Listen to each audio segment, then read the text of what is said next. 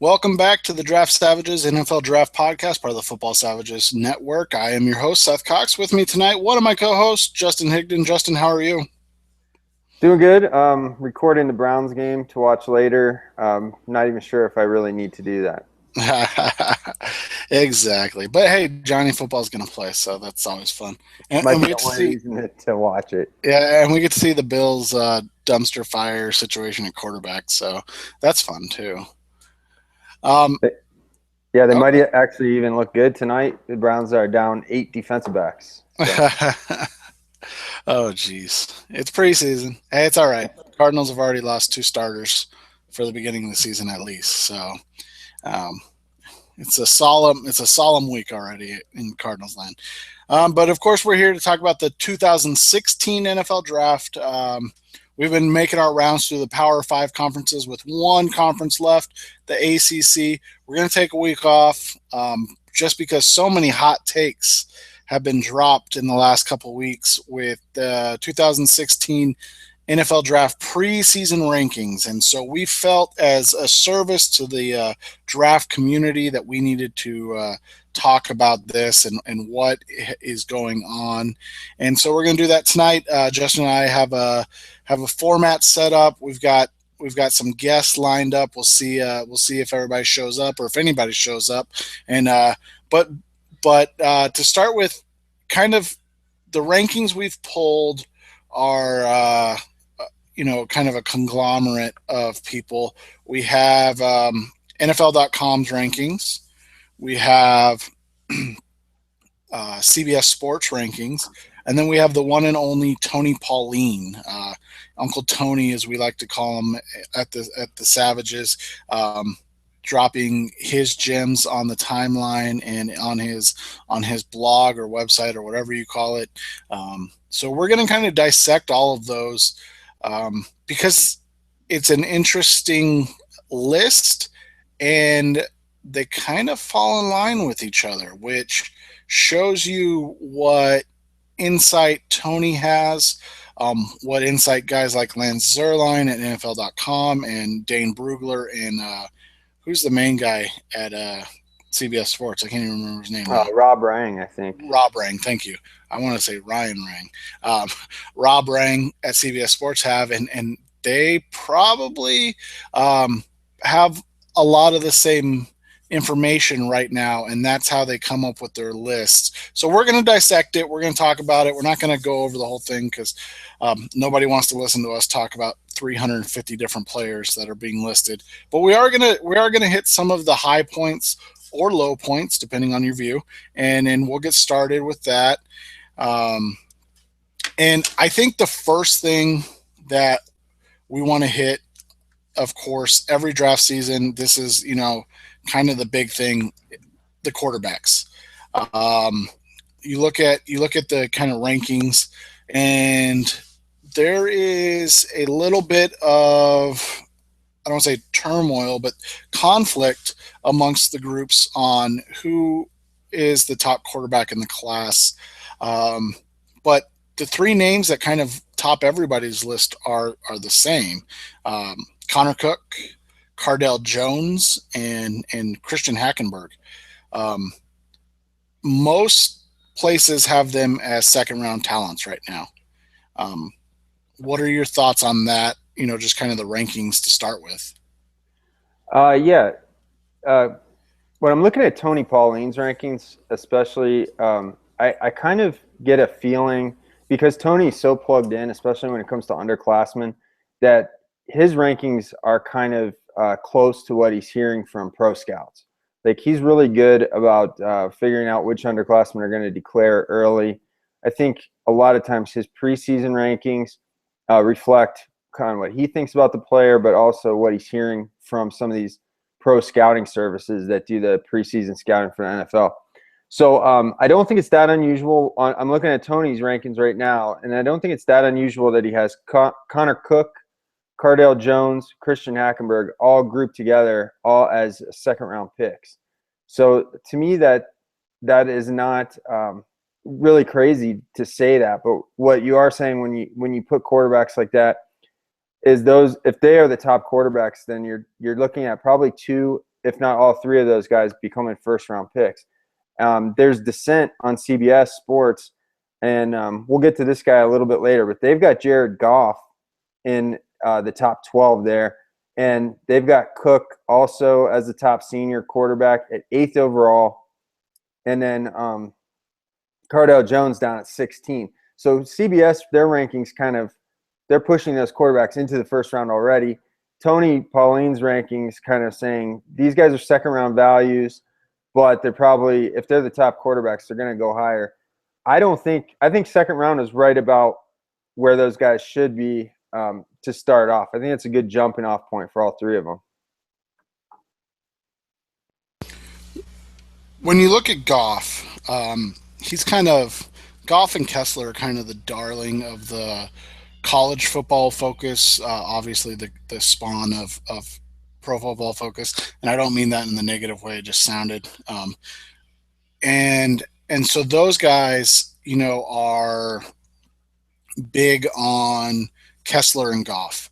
Meanwhile, these scouting services or guys that get the information from scouting services and then obviously do their homework too, but get this information, they're lower on Goff and a lot lower on Kessler. What are your thoughts on that? Should there be such a disparity, or is this about college football focus is doing it in a way where they're talking about production on the field, and these guys are listening more to what could happen, on draft night or maybe projection? I mean, what are your takes on kind of that disparity there? Yeah, I think with college football focus and a lot of members of draft Twitter, they like ball placement. They like quarterbacks who get rid of the ball quickly. And you always hear people talk about going through progressions, where I think that the scouting, the NFL scouts are going to really focus on traits like arm strength and size, pocket ability, and they're always going to think that they can coach guys up with arm strength to a point. We've seen guys, big, tall, strong arm quarterbacks go later in recent years, but there are some players, and they're going to look at Cook, Hackenberg, and Cardale Jones, and they're going to see enough out of them as far as pocket awareness, and then they're going to see that they are big, strong guys with strong arms, and that's going to push them up. They're not going to value guys like Kessler and Goff as much because they don't have the zip, they don't have the arm strength. So when you see, I think it's telling that Pauline has a guy like Goff, who we talked about, and when we did our Pac-12 show, we weren't really high on him either. When Tony Pauline says Goff's a 4th round pick and Cody Kessler's like second to 3rd round pick, I kind of think that's more realistic of where the NFL is going to value those guys. And that's saying that they're with Goff 4th round, that's saying backup. 2nd, 3rd round saying borderline starter, maybe if things go well for him. But 1st, 2nd round, those guys are guys you're going to expect to start pretty early. And one of our guests is here right now, Charles McDonald. Another football savage is degenerate. How are you, Charles? I'm doing good. How about you guys? Oh, can't complain. Just kind of starting out. We're gonna hit an interesting one, and I'm gonna preface this by saying Justice is not here, so I don't want to overspeak for him, but I have a witness that can confirm what this is saying. Dane Brugler of CBS Sports tweeted out that DeForest Buckner, defensive end from Oregon, is his number 1 player right now. That's what he said, right, Justin? Yes. Okay. Tony Pauline also has him as like a top 3 or 4 player. Tony didn't really give grades, but kind of just putting them together. Buckner was at the top of his list. Basically, Pauline gave like 10 first-round grades, and Buckner's in there. He doesn't put him in order of top 10, but he's one of the 10 that he gave a first round to. Yep. And so My question is, and we'll start with Charles here. DeForest Buckner, the number one overall player. Justice Mosqueda, Oregon Ducks homer. Response is Buckner good? Um, are we going to overvalue five techs when no one uses them? What what are we thinking here with Buckner and this just um, immediate love from the draft community so far? I'm with Justice. I don't get it. Like he's a really good five tech, but I mean, how much are we valuing those guys? Like we just saw Leonard Williams go top 10, but I don't think Buckner's quite the caliber prospect that Leonard was. Uh, I mean, I think if you can make a strong case that he wasn't even like that much better than Armstead last year, who I mean, I feel like he's a good fit in San Fran, but he was kind of an overrated commodity going middle of the first round, in my opinion. Uh, Buckner's he's stout at the point of attack, like especially versus run, and he's strong, but he's not really consistently generating a pass rush. So I think that kind of caps the his draft stock for the moment. If he shows an ability this season to get after the passer a little bit better, maybe he can get into that. I guess top 10, top 15 range, but even then, like that's a bit of a stretch for me. I think like he's gonna play the run very well again this year, and that's what you want out of your five techs. But like Justin said, how much are we valuing five techs? And if you can't get out of if you can't get after the passer that well, how much stock can you really put into him being like a top 5 or 10 player in this class? And does that say more about the class, Justin, or are we just hedging ourselves early in the season? I think it's a little bit of both because there isn't a consensus quarterback right now, and we always have to wait and kind of see how some of these underclassmen quarterbacks do. They're going to get pushed up. This isn't a receiver class like we've seen the last 2 years, and people are there are a couple good running backs, but people are always going to be wary to put them up in the high in the first round early on in the season. So you're looking at players that are kind of rare specimens, and 6'7" guys, 290 pounds that can run. Those guys are rare. You can't usually find them later in the draft unless they have some kind of injury history or off the field problem. So I think they're going to start off with guys like Buckner, and we've also seen Sean Oakman ranked pretty highly in many of these preseason rankings. Sean Oakman, anybody who listens to the show knows he's a guy that I like, but a lot of people are on draft Twitter are really lukewarm on him. But the fact of the matter is, those guys like Oakman, like Buckner, like Eric Armstead last year, big, tall guys, strong guys that can run and stop the run. That's the planet theory. We've talked about it on the show several times. And, I do think Buckner is a better prospect than Armstead was. So if Armstead's top 15, then it shouldn't really shock any of us if Buckner does end up going in the top 10 and Oakman probably around that same area, maybe a little bit later. Let's move on to the corners because this is an interesting topic for a lot of people. Maybe the consensus corner on draft Twitter, or top corner on draft Twitter, Vernon Hargraves III. He was listed, and I just counted and I already forgot what the number was, but I think it's 7 or 8.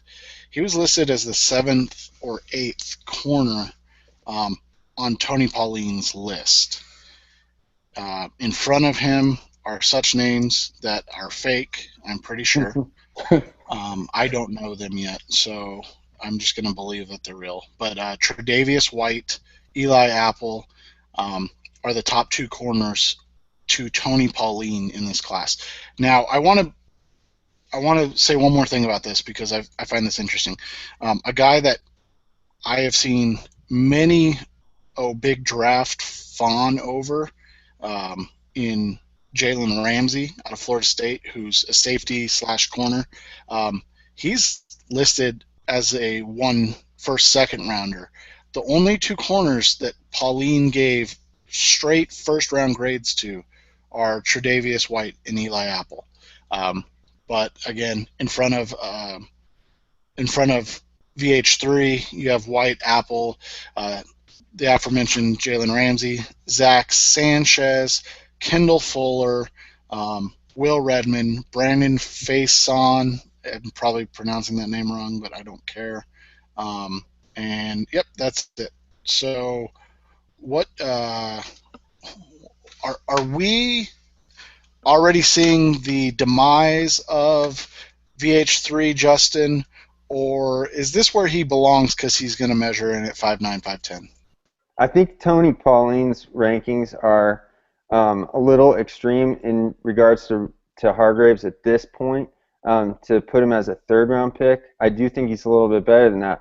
But when we were talking about SEC on the show a couple weeks ago, we talked about how Hargraves would probably fall because he's not going to measure as tall as people like. I find it interesting, really, the three names that I found interesting they put in the first round and second round was, as you said, Tre'Davious White, who we talked about in that SEC preview show. I expected him to get like day 2 love. I kind of expected him and Hargraves to be flip-flopped. And then Eli Apple, who's a redshirt sophomore for Ohio State. He really came on really strong during the playoffs, during late in the season and playoffs, like a lot of those Ohio State defenders. I think Eli Apple's a really good player. I was kind of surprised that there's even a thought that he might declare, and he's already being pushed as a first-round pick by a guy who knows a little something about underclassmen. So you look at CBS Sports, they've got it kind of more like what we see on Twitter, where they have Hargraves and Jalen Ramsey up higher. But to see White, Eli Apple, and Zach Sanchez, who really had a good redshirt sophomore year last year, I think he had 6 picks. Those three guys, talking about them first and second round, and ahead of guys like Ramsey and Hargraves, I found it really interesting coming from Pauline, who's so plugged in.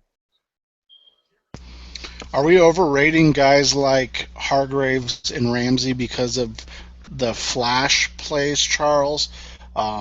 Or is this just another instance of where we don't have access to the all 22? We don't see them every play like some of these other guys do, so we're gonna overrate them because of those flash plays. Uh, I don't. I mean, at least with Hargreaves, I've gotten my hands on a couple Florida defense like all 22 tapes, and he looks like he could be, like the next guy, like top corner in the NFL. Uh, he's probably going to measure, like you said, like 5'9", 5'10", but that's not like a knock on his playing abilities. Like you go back and watch that Florida Alabama game, he like it was a really back and forth contest between him and Amari Cooper, and Cooper's a guy that a lot of people were saying, maybe he would have been the best receiver last season or in last year's draft, like the most highly rated receiver. That third round grade, I can't even make any sense of that, to be honest with you. I think Hargreaves is one of the top 2 or 3 players in this class, and if you just go watch like any game, like it's very apparent that at the lowest tick, he's going to end up, like at his worst, in my opinion, he's probably going to end up being a top 20 NFL corner. And at his peak, he can end up being a guy who impacts the game like Revis or Sherman does, regardless of his height. I really do think he's that good. That third round grade doesn't really make any sense to me. Now, Charles, what do you think about Ramsey too? Because, and I don't think I kind of side with Pauline on this one, because I watched Jalen Ramsey, and one game stood out in particular, and that was Florida State was playing Clemson, and Ramsey is very quiet in that game. He really doesn't make any type of impact. He has one play where he gets close on a blitz, but that's really about it. And people that really like him will point to the Miami game. Mm-hmm. So I think there's a bit of a mixed bag. He's a big guy. Is he a top 5 guy in your mind, or is he more like borderline first, second rounder to you? He's not for me. He's not a solidified top 5 guy, because you go and watch, like, if you were to just watch the Miami game, you'd be like, oh my god, like this is like maybe one of the best safeties I've ever seen. But he's not like he's not as dynamic in the other games like when you watch. And then you have to factor in the projection of him moving the corner this season. So I think right now he's a guy who's probably in that 15, like 25 range if I was going to put all my guys together. I don't think he's this bona fide like next Earl Thomas guy yet. I haven't seen that besides the Miami game. But he's definitely a very talented player. He's an upper echelon athlete even for as defensive backs come. But I would like to see a little bit more consistency from him, and I want to see what he can do at corner this upcoming season. The next interesting take we had coming out of Tony's rankings, and I was trying to find the NFL.com's rankings. I can't find it all of a sudden, but Anthony Zettel. Um, we talked about him in our Big Ten preview. A lot of people like him. I said, where does he play? That was my question. Like, he's what, 275, 280, something like that. But he plays defensive tackle. So what does he play in the NFL? I think Tony's grade kind of shows that as well, having him as a fourth rounder. When you don't know what a player can be as a pro, you tend to do something like that. Say, well, I'm just going to put him here, and then we'll figure it out. How much have you watched of Zettel, Charles? And if what are your thoughts on him? I've only watched one game, but I think it was his game versus UCF. And, he looks like a really good athlete, and he looks explosive, but like you said, he looks light. Like he only looks like he weighs 275, 280. So I mean, the size puts him at 5 tech, but I'm not sure if he's good enough with dealing with heavy blockers straight on. I think I kind of feel like it'd be a waste of his athleticism in the 2 gap too. Um, I think his most natural spot would be the 3 tech, but how much weight can you put on him without him losing some of that speed and that burst that makes him so special right now? So he's definitely a tweener in my eyes. I think the fourth round grade is fair because I just don't know where to put him for the NFL. Justin, are we seeing just a question here, and that's all this is going to be, is kind of following this along, and somebody's going to get a good football player in that third, fourth round range, just because teams don't know what to do with him? Yeah, I think tweener is, Charles said it. He's a tweener, and that's always going to be a problem. And then we've seen guys kind of light 3 techs dropping even farther and farther, like Grady Jarrett and Michael Bennett this year, both falling 5th and 6th round, and they're heavier than Anthony Zettel. So Zettel is like a 5 technique, but he's not 6'7" like Oakman or DeForest Buckner.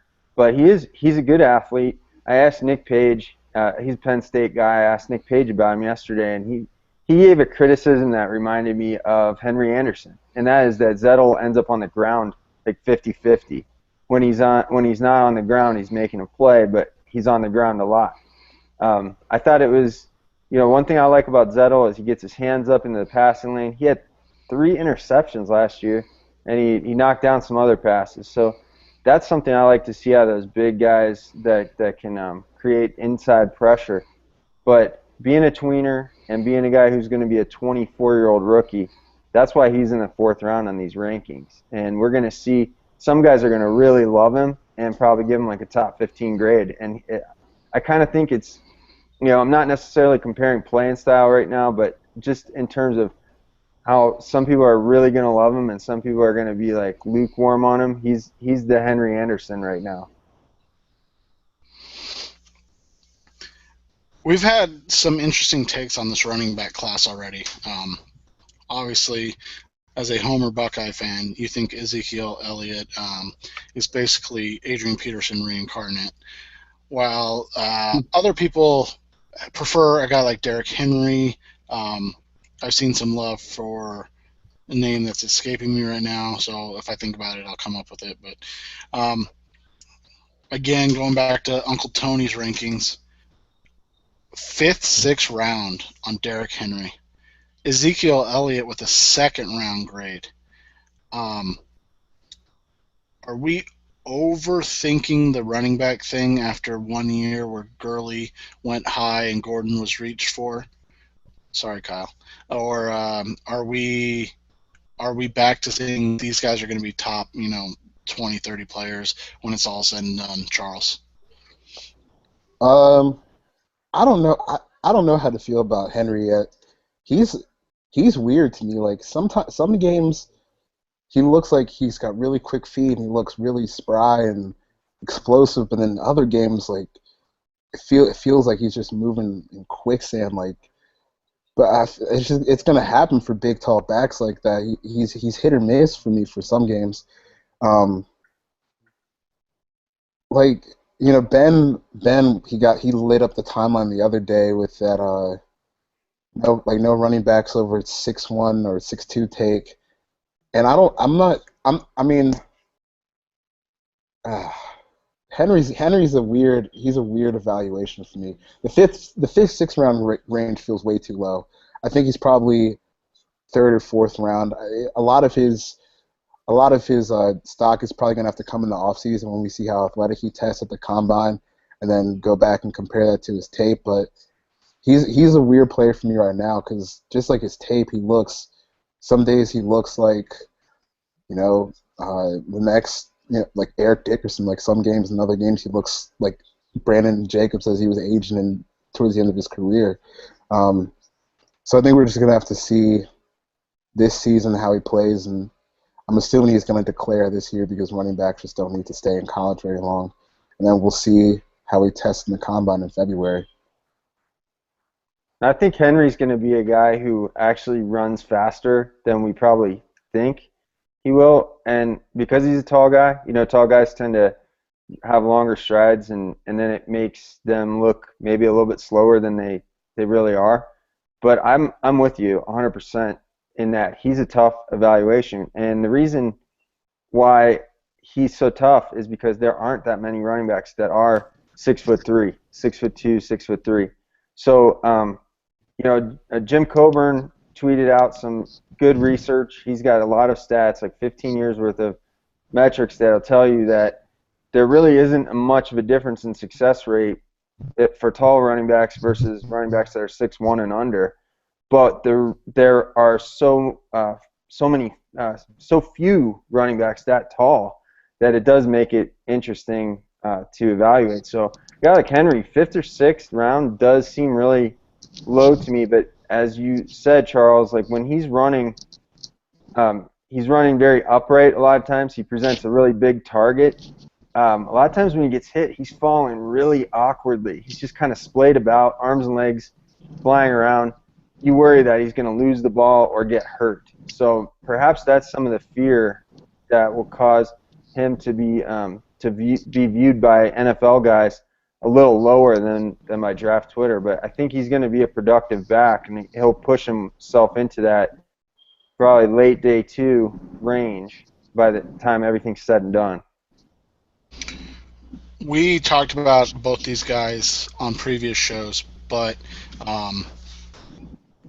we had Jeff. Hey, what's up, buddy? Hello, gentlemen. How are you? Good. Hey, Jeff. Welcome to the show. Just in time because I know your favorite team is Ohio State, right? Oh, well, yes. I'm not sporting the colors like Mr. Higdon is, but yeah, they're fond of in my heart. Yes. When I found this is interesting to me. So Tony Pauline, Rob Rang's rankings, both of them, and again, Pauline didn't necessarily rank them as in order, but both of them have Taylor Decker as maybe their top offensive lineman in this class. I like Decker. We talked about Decker in our Big Ten preview.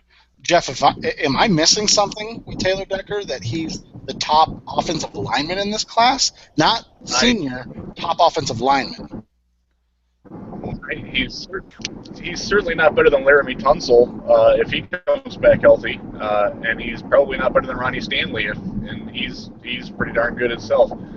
I'm not even sure that Decker is the best tackle prospect in the Big Ten. I think Jack Conklin has some potential there too. Decker is certainly has more upside, but I just don't see him being a surefire first rounder. Even right now I would struggle to evaluate him as more than the middle of the second round kind of guy. And I did misspeak, so I want to correct myself. Rob Ring has Tunsil as the number 2 overall player, so he's the top tackle, but he has Decker as his second tackle in the class. So so ahead of guys like Jack Conklin and a guy that has been talked about a little bit lately, Jermaine Ifedi from Texas A&M, who Tony also lists as a first rounder. Jermaine Ifedi, are we buying into the Texas A&M hype, especially after no offense, Charles, but what they've done or not done so far in the pros? Dude, like, I don't. I mean, okay, we've seen Jokel. We saw Jokel's he's not any good. Matthews was like disgustingly bad last year. Like I watched every Falcons game, and to give him credit, he was hurt for part of the year, but he started to get healthy and still wasn't good. And then Week 17 versus the Panthers, like that was just, I've never even seen anything like that in my life. He was just getting killed. So, I mean, Cedric Away for the Bengals, we're going to have to see how he turns out with his knee. He's still getting better and, getting acclimated to playing again. But I don't know. It's tough for me to put hype into these Texas A&M offensive tackles because we've seen Jokel and Matthews who have both been really bad. Cedric, I didn't love him as a prospect. He looked the part, but he didn't really know how to punch, like coming out of his kick slides. So that was kind of sloppy on him. I don't know how to feel about this dude. To be fair, I haven't watched him yet, but my judgment is tainted going in when I go and watch him tonight. Have you seen him much, Jeff? Some, but you're right to be skeptical about it. And if you look, even their inside guys like Jarvis Harrison and Patrick Lewis haven't exactly worked out as highly as they were hyped either. So you gotta kind of turn your nose up a little bit if you're ranking Ifedi that high right now. He's certainly got the athletic potential to be a very good tackle, but maybe it's something about their system. They do tend to get rid of the ball quickly. They do a lot of deception with their line. They rely heavily on athleticism and making guys run really far around the outside. Well, they don't always get that opportunity in the NFL to play with that kind of style either, and that takes an adjustment for them. I do think that Jake Matthews is going to wind up being very, very good. I think that the injury that he battled through last year really, really hindered him a lot, and I hope that we're going to see him be a lot better this year. The next guy that we wanted to hit on that was an interesting ranking because we've seen him talked about as maybe linebacker like 4 or 5, and then Tony Pauline just comes out and drops a giant deuce on that thought, and that's Scooby Wright. 6th round, Scooby Wright. Justin, you can start on this one. I don't know, 6th round. Like, I'm not huge Scooby. And I know Justice he's outlawed from being talked about on this show when Justice is here. But 6th round, Scooby Wright, really? Yeah, I'm probably bigger. Draft Twitter has been banging on Scooby all summer long, and I'm kind of like a guy doesn't make that many plays by accident. But I do understand the skepticism of Scooby Wright. When people are talking about a 1st-round pick, I don't think he's I don't think he's Luke Kuechly. I understand why people aren't going to put him in the 1st-round pick. I think Scooby Wright's going to surprise people with his athletic testing. I think people think he's going to be some kind of he's going to have like a Paul Dawson workout, and Scooby Wright's going to surprise people with his athleticism. I think he's going to run faster, jump higher than people expect. He's not perfect. I mean, I'm a little bit higher on him than a lot of guys, it seems like, but I'm talking like 2nd or 3rd round. So 6th round is really low, and that was really surprising to me. And again, I just don't think you can be in on that many plays, be that close to the ball by accident. But one thing we have to talk about with Tony Pauline's rankings is that he has said in the past that sometimes his preseason rankings on underclassmen might be a little bit low because it might have something to do with if he thinks they're going to come out that year or how much he's seen that player, because he's definitely seen more tape on these seniors than he has on a guy like Scooby, who's had I think 2 college seasons so far. So that might have something to do with why it's lower than even the draft Twitter guys who have had him as a third, fourth round guy to this point. Jeff, what are your thoughts on Scooby? How much have you watched of him? And is 6th round? That just seems kind of low. That's pretty harsh. He is definitely a playmaker in the college level, but I understand the skepticism about him making those same kind of plays in the pros, because he is a bit undersized. He's not a physical monster like you expect, like a Patrick Willis or Navarro Bowman or DeAndre Levy, for that matter. And I think of Chris Borland when he came out. There was a lot of people that didn't think he could necessarily translate to the NFL really well. Well, because he was a really smart football player, he did it. And I think you do see that with Wright, although there are definite athletic limitations. He kind of reminds me of Danny Trevathan when he was at Kentucky, a guy who was, people were like, he's kind of small, he's not all that strong, what's he going to do for us at the next level? Well, he's not a great player, but he's a solid starter in the NFL, and I think that's probably Wright's floor, and you can do a lot worse than that in the NFL. Kind of end our time here, and I thank Charles and Jeff, and as always Justin. 2 guys, and one is a wide receiver, and one's being put at wide receiver already. Leonte Carew, Tony has him as a 7th rounder. Gary Nova is a terrible quarterback.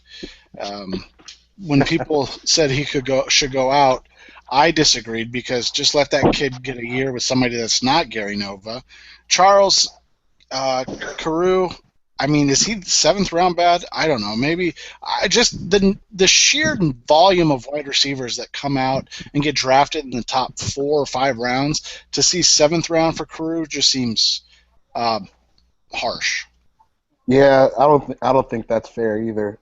The Carew, even with Gary Nova as his quarterback, I thought he still showed like some nice traits last season.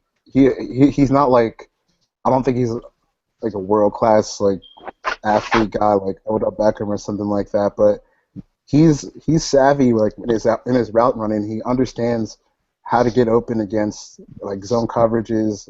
He's smart and like baiting guys in man coverage to get himself open. I think he's going to do a little bit better this year because, just naturally they have to upgrade at quarterback there at Rutgers, and I think right now he's probably like a late day 2, early day 3 guy at worst. I don't think he'll end up being a 1st round receiver, but to see him go in the 2nd round when it's all said and done wouldn't be that surprising to me. 7th round grade feels really, really low, in my opinion, because I think he can definitely do some nice things out there in the football field. And Jeff, we'll end with this one, and I'll let everybody take a shot at it. But Tony's ranking Trevon Boykin, undrafted free agent wide receiver. Are we already pinning that on Mr. Boykin, or is that just I don't know? Is that just preseason stuff? It's preseason, but it's not inconceivable. I don't think he's an NFL quarterback personally, so I don't disagree with the position change. But when you've got an athlete that talented and who's clearly got the type of movement that will translate quite well to the NFL at a wide receiver position, I hate to think that he'd go that late. I think you can see him as a 4th or 5th rounder. I think he has as much potential as a wide receiver as Braxton Miller does. He's not as big, but I think that sort of potential is there. So that's, if you're evaluating him as a quarterback, then I agree that he's undrafted. But at wide receiver, you got to give him a better shot than that.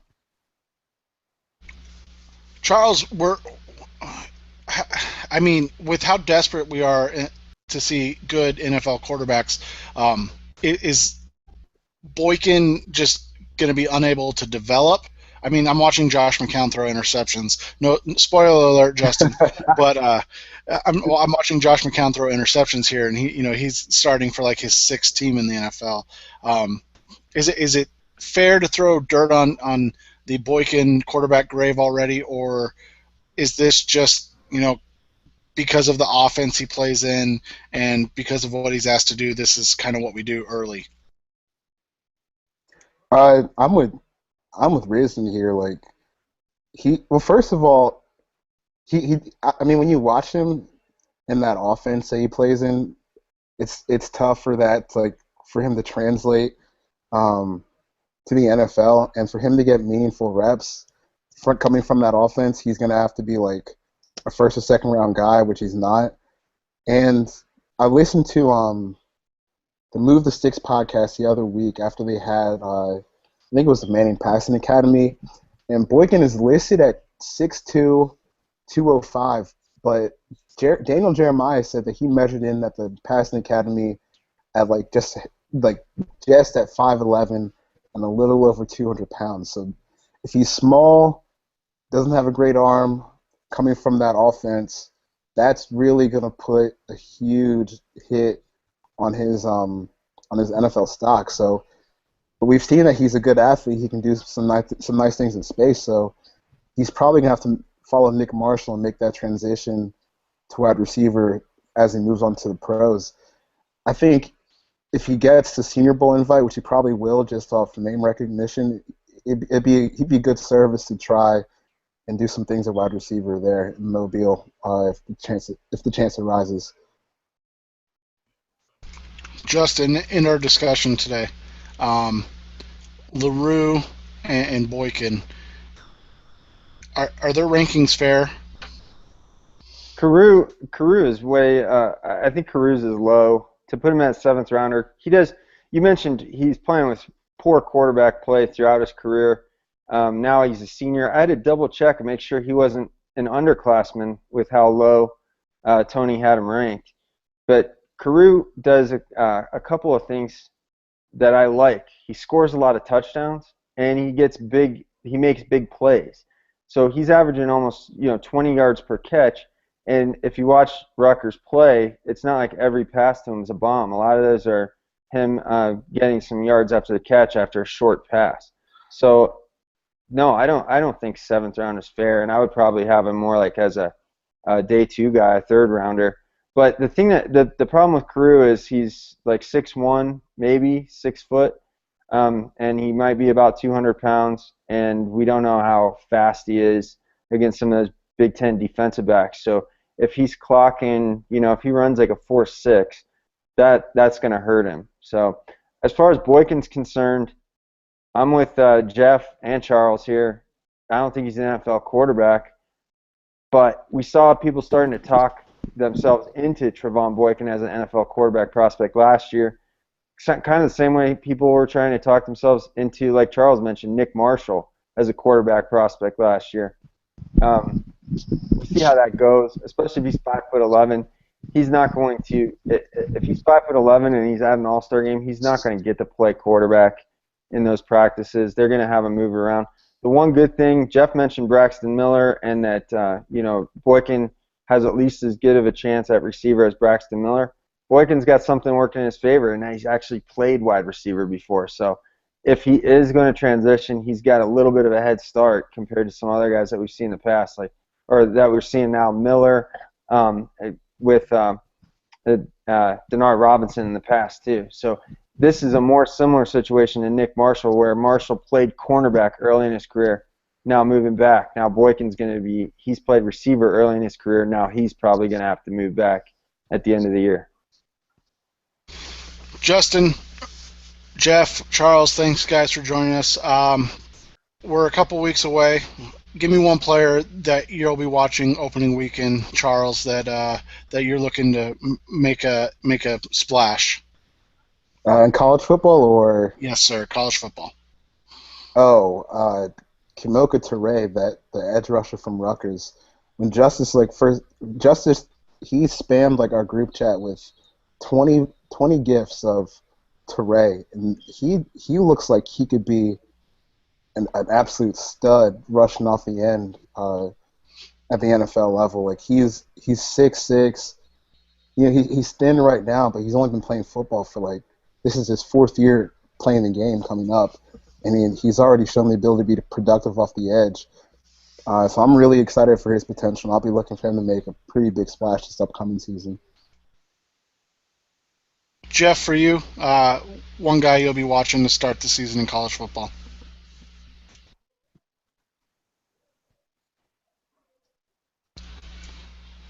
Might have lost Jeff for a second. Justin, what about you, bud? The Ohio State quarterback, whoever it is. Is it going to be J.T. Barrett? Is it going to be Cardale Jones? That's to me, that's the story in college football. And, of course, you know, everybody knows I'm an Ohio State alum, but I think that many people would agree with me. Many people who aren't Ohio State alums would agree with me. This is one of the most fascinating situations of the entire offseason. Who's going to start, and how are they going to manage that quarterback situation? So, as we know, last year Virginia Tech gave them hell with J.T. Barrett back there. So I don't know if that factors into this. This is a totally different team than it was that night. But I don't think there's been a quarterback situation like this in the past, you know, as long as we can remember, maybe going back to like Leak Tebow. But these two guys can actually pass better than those two guys could. Jeff, you there now? I am back. Can you hear me? All right. That's all right. Going to you, one guy you're watching early in the season Yeah. at the college football level. Yeah, I'm heading down to Michigan State's opener at Western Michigan, which is not far from me, and I am really looking forward to seeing Connor Cook in person and seeing what he can do, as well as Shalik Calhoun and quite a few other guys. But Connor Cook is a guy that, to me, he can make a step where he turns himself into a Matt Ryan kind of prospect, or he can slide down and become like a 3rd or 4th round prospect. There's a lot of gray area with him. I want to see him be consistent. His Cotton Bowl game against Baylor was such a good microcosm. He completed 2 of his last 8 passes, but they were both brilliant, and they won the game for him. I want to see what he's got this year with some different receivers and not as much talent. Let's see what he can do. So, Jeff, what you're saying is he Matt Ryan or is he Ryan Nassib? Oh, Ryan Nassib, wow, there's a blast from the revolting past. #1 overall player, right? Something like that. Hey, remember, Jevon Sneed was the #1 player going into a year once too, and you never know with these guys. Last year at this time, I was trumpeting Deontay Greenberry as a potential 1st rounder. He got cut by the Cowboys today. Life comes at you fast, man, and especially in the draft world. As these guys progress, we see all their faults, and we have plenty of time to knock them down. All the way down. I appreciate you guys coming and hanging out with us for a little bit. Check us out on iTunes, Stitcher Radio. We'll be back next week finishing up the ACC. We'll have Charles on again. He's going to talk the undraftable Jacoby Brissett. Okay.